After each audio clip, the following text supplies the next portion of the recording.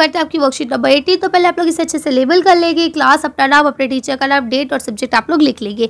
आज हम क्या पढ़ेंगे, वायु के बारे में पढ़ेंगे। ठीक है, यहाँ पे एक चीज़ लिखी है मौसम, एक चीज़ लिखी है जलवायु।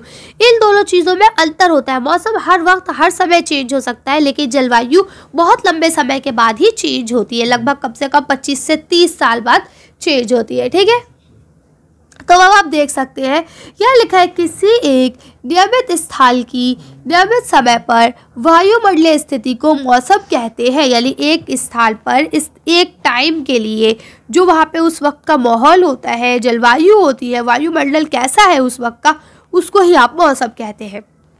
जबकि इसका क्या लिखा है, एक नियत स्थान में, यानी कि एक सिंपल सा जो कोई भी एक हम जगह ले सकते हैं कि दीर्घ काल की मौसम की औसत स्थिति को जलवायु कहते हैं। यानी कि दीर्घ काल यानी लंबे समय तक वहाँ पे कैसा माहौल रहा उसको हम लोग जलवायु कहते हैं। यहाँ देखिए अगला पॉइंट क्या लिखा है, इसमें कभी भी परिवर्तन हो सकता है, यानी कि मौसम जो है वो फौरन बदला जा सकता है, जबकि जलवायु एक लंबे समय के बाद बदलती है, यानी कि लगभग 25 वर्ष 30 वर्ष उसके बाद ही जलवायु बदलती है। ठीक है, इसका एग्जाम्पल मैं आपको देती हूँ। देखिए अभी सर्दी अभी गर्मी हो जाएगी, ठीक, तो ये हो गया आपका मौसम। अभी 10 मिनट बाद अगर बारिश होने लगे या फिर एकदम से धूप निकल आए, इसको हम कहते हैं मौसम। लेकिन जलवायु क्या होती है, जलवायु उसे कहा जाता है जैसे अब आपके पेरेंट्स कहेंगे कि बताओ आजकल नवंबर का आखिर और कोई भी बच्चा स्वेटर नहीं पहनना, हमारे टाइम में तो अक्टूबर से ही लोग स्वेटर पहनने लगते थे, या फिर ऐसे मतलब नवंबर की शुरू से ही स्वेटर निकल आते थे। तो इसका क्या मतलब है कि इतने टाइम हो गया, अब जलवायु चेंज हो गई है। अब नवंबर का महीना देखिए और लोग एक शर्ट में एक कमीज में नजर आ रहे हैं, तो ये क्या है, ये जलवायु में चेंज है। ठीक है, इसमें लिखा मौसम में परिवर्तन छोटे अंतराल में होता है, यानी कोई कम टाइम पीरियड में भी चेंज हो जाता है, लेकिन जलवायु में बहुत साल बहुत दशक लगते हैं। ठीक है, यानी 10 साल के कई साल लगते हैं, यानी 10-10 साल के कई ग्रुप्स लगते हैं। ठीक, उसके बाद जाके चेंज होता है ये। अब उसके बाद क्या लिखा, उदाहरण जैसे अभी धूप निकली और थोड़ी देर बाद बारिश होने लगे, जैसा कि अभी मैंने आपको बताया। ठीक है, भारत में जलवायु जो है वो कैसे प्रकार की है, मानसूनी है। ये क्वेश्चन अक्सर आता है बच्चों के लिए कि भारत की जलवायु कैसी है, तो आपको आंसर लिखना होता है भारत की जलवायु मानसूनी है। ये आपके एग्जाम्स का क्वेश्चन मैं आपको बता रही हूँ। पहला क्वेश्चन यहाँ आपका देखिए, क्रियाकलाप दिया गया यानी एक्टिविटी दिया गया है। यहाँ लिखा है आप अपने शहर का तापमान किस प्रकार जानते हैं, मौसम का पूर्ण अनुमान आपकी किस प्रकार सहायता कर सकता है। यानी अब अपने शहर का, जहां आप रहते हैं, यानी हम दिल्ली में रहते हैं, तो हमें दिल्ली का तापमान कैसे पता चलता है, क्या तापमान है दिल्ली का, और ये हमें कैसे पता चलता है, हम इसका अनुमान किस प्रकार लगाते हैं। चलिए इसका आंसर देखते हैं। आंसर यहाँ से ऐसे लिख सकते हैं कि ध्रुवों की ओर, यानी कि जब आप ध्रुवों की तरफ जाते हैं तो भूमध्य रेखा से इंसोलेशन यानी कि जो आपका सूरज की किरणें हैं वो क्या होती है, उनकी मात्रा घट जाती है, तापमान घटने लगता है। क्यों ऐसा इसलिए होता है क्योंकि देखिए सूरज जो है ना वो भूमध्य रेखा पर सीधा, ये भूमध्य रेखा क्या है, पृथ्वी पे एक कल्पित रेखा है। ठीक है, सूरज सीधे किरणें या भूमध्य रेखा पर डालता है, लेकिन जैसे ही वो ध्रुवों की तरफ जाती है उनकी जो तापमान में तेजी है वो कम होने लगती है। ठीक, इसीलिए भूमध्य रेखा पे तापमान अधिक होता है, जबकि आप ध्रुवों की तरफ जाएंगे तो तापमान घटने लगेगा। ठीक, तो आप इस तरह से इसे कर सकते हैं। चलिए आगे बढ़ते हैं हम लोग। आपका यहाँ देखिए क्या लिखा है, मौसम को प्रभावित करने वाले कारक तापमान, वायुदाब, पवन एवं आर्द्रता। यानी कि मौसम को या जलवायु को जो भी प्रभावित करते हैं वो आपके ये 4 कारक है। ठीक है, सबसे पहले तापमान क्या है और वायुदाब क्या है, आज हम इन्हीं 2 के बारे में पढ़ेंगे। पवन और आर्द्रता के बारे में शायद हम नेक्स्ट वर्कशीट में पढ़ेंगे, क्योंकि इस वर्कशीट में नहीं दिया गया है। ठीक है, तो चलिए हम पढ़ते। देखिए तापमान का मतलब ये है वायु में मौजूद ताप एवं शील ताप, यानी कि कितनी वो ठंडी है या उसमें कितनी गर्मी है, इसे ही तापमान कहते हैं। ठीक, इसके अलावा लिखा है वायुमंडल में का तापमान केवल दिन और रात में ही नहीं बदलता, बल्कि ऋतुओं के अनुसार भी बदलता है। शीत ऋतु की अपेक्षा ग्रीष्म ऋतु में ज्यादा गर्मी होती है। ठीक, यानी तापमान सिर्फ ये नहीं है कि सिर्फ सुबह और रात में बदलता है, जैसे कि आप जानते हैं दिन में अच्छी गर्मी होती है और रात में अच्छी खासी सर्दी। ठीक है, लेकिन इसके अलावा मौसम के हिसाब से भी बदलता है, ऋतुओं के हिसाब से भी तापमान बदलता रहता है।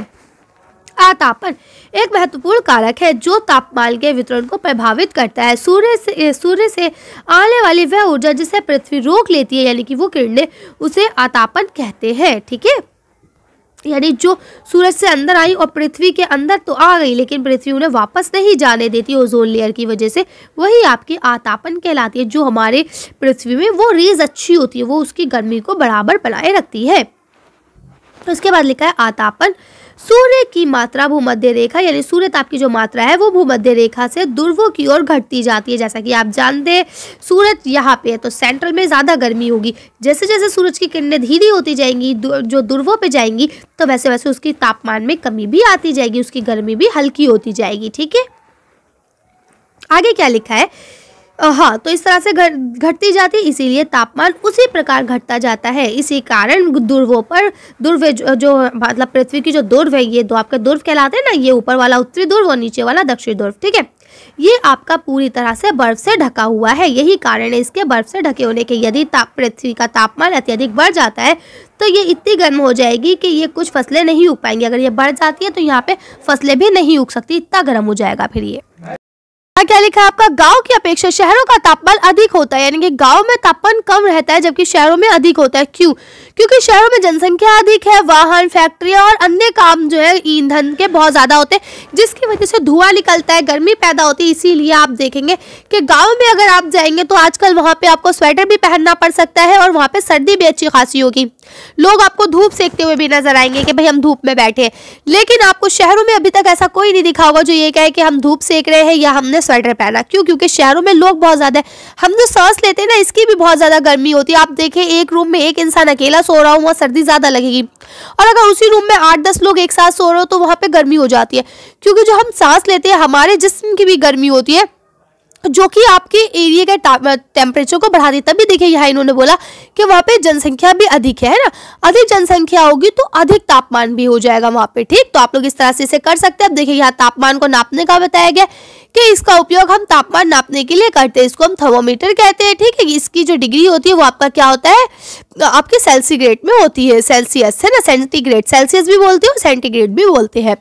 अब देखिए यहाँ आपका आता है वायुदाब। वायुदाब का मतलब क्या होता है, पृथ्वी की सतह पर वायु के भार द्वारा लगाया गया दाब वायुदाब कहलाता है। तो आप समझ गए कि इस तरह से इसे वायुदाब कहते हैं। उसके बाद ये लिखा है समुद्र स्तर पर वायुदाब सर्वाधिक होता है और ऊंचाई पर जाने पर ये घटता जाता है, यानी कि जैसे जैसे आप ऊपर ऊंचाई पे जाते जाएंगे वैसे वैसे वायुदाब घटता जाएगा, यानी आपको सांस लेने में परेशानी होने लगेगी, जिस कारण ऊंचाइयों पर जाने में वायु में ऑक्सीजन की मात्रा की कमी हो जाती है। जैसा कि अभी मैंने आपको पहले ही बता दिया कि अगर आप ऊपर जाएंगे जैसे ही, वहाँ आपको सांस लेने की कमी होने लगेगी। मैंने ये वर्कशीट पहले नहीं पढ़ी, लेकिन मैंने आपको ये बात ऐसे बताई कि देखिए आपने देखा होगा कि कोई अगर मान लीजिए माउंट एवरेस्ट पे जा रहा है तो आपने देखा होगा उसके पीछे ना ऑक्सीजन का सिलेंडर होता है। क्यों होता है? उसका रीजन यही है कि ऊपर जैसे जैसे वो ऊंचाई पे जाता जाएगा वैसे वैसे उसकी सांस लेने में ना प्रॉब्लम आती है। क्यों? क्योंकि वहाँ पे ऑक्सीजन की मात्रा कम होती है। ठीक है, और उसके बाद यहाँ क्या लिखा है कि कारण बीमार भी पड़ सकता है इंसान और उसकी मृत्यु भी हो सकती है। क्यों? क्योंकि आपकी सांस रुक जाएगी तो आपकी मृत्यु भी हो सकती है। अब आपको सांस लेने में प्रॉब्लम होगी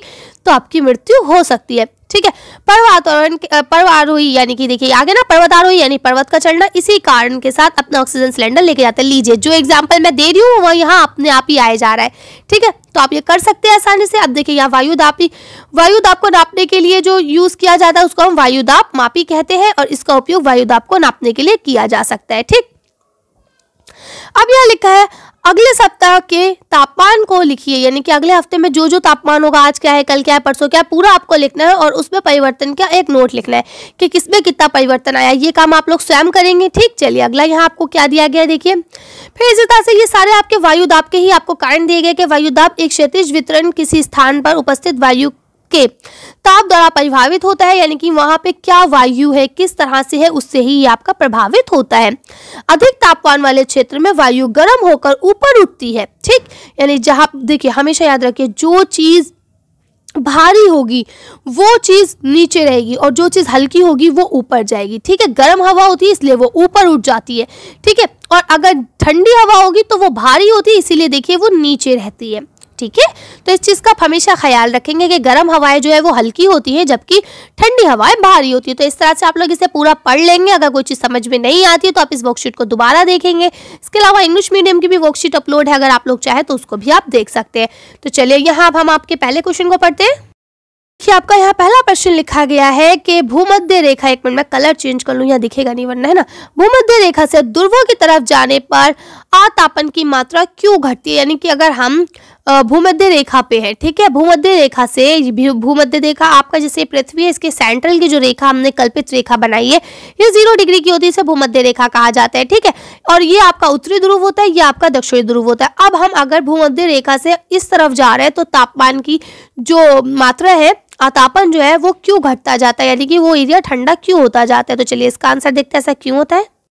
आंसर यहाँ से लिखेंगे कि हम अपने शहर का तापमान मौसम विभाग की दी गई जानकारी से प्राप्त करते हैं और पूर्ण अनुमान से, यानी कि हमें पहले पता चल जाए तो उससे हमें ये सहायता मिलती है कि हम पहले के लिए तैयारी कर सकते हैं। फॉर एग्जाम्पल, अगर आपको पता चल जाए कि आज सारे दिन में बारिश हो सकती है तो आप ऑफिस या कॉलेज या स्कूल जाते टाइम अम्ब्रेला अपने साथ लेके जाएंगे, है ना। तो इस तरह से आप इसे कर सकते हैं। चलिए अगला क्वेश्चन पढ़ते हैं आपका। तो देखिए यहाँ दूसरा क्वेश्चन लिखा हुआ है कि गांव की अपेक्षा शहरों में तापमान क्यों अधिक होता है। चलिए इसका आंसर पढ़ते हैं। आंसर यहाँ से लिखेंगे कि शहरों में तापमान अधिक आबादी, अधिक ईंधन जलने वाले वाहन, कारखाने और बहुत सारी अन्य गतिविधियों की वजह से गांव की तुलना में अधिक होता है। तो आप इस तरह से इसे कर सकते हैं। चलिए अगला क्वेश्चन पढ़ते हैं। तो देखिए यह तीसरा क्वेश्चन लिखा है, ठंडे क्षेत्रों में किस प्रकार का वायु दाब किस प्रकार का होता है। अच्छा देखिए 2 बार कर दिया, क्वेश्चन गलत है, आप इसे सीधा पढ़ेंगे कि ठंडे क्षेत्रों में किस प्रकार का वायु दाब होता है, ठीक। तो चलिए इसका आंसर देखते हैं कि ठंडे क्षेत्रों में किस तरह का वायु दाब पाया जाता है। इसका आंसर यहाँ से लिखेंगे कि कम तापमान वाले क्षेत्र में हवा जो है वो ठंडी होती है, इसीलिए वो भारी हो जाती है, ठीक। तो यानी कि आप कहने का मतलब ये है कि जहाँ कम तापमान है यानी कि ठंडे इलाके, तो वहाँ का तापमान कैसा होता है, उस क्षेत्र में हवा ठंडी होती है, इसीलिए वहाँ की हवा भारी होती है, ठीक है। और भारी हवा में डूब जाती है और इसीलिए यहाँ का जो दाब है वो उच्च दाब होता है। तो आप इस तरह से इसे कर सकते हैं। तो आज की वर्कशीट को यही खत्म करते हैं। आज की वीडियो में बस इतने। अगर आपको हमारी वीडियो पसंद आई हो तो प्लीज़ इसे लाइक और शेयर करें। अगर अभी तक आपने हमारे चैनल को सब्सक्राइब नहीं करा तो प्लीज़ मेरे चैनल को सब्सक्राइब करें। Thank you for watching.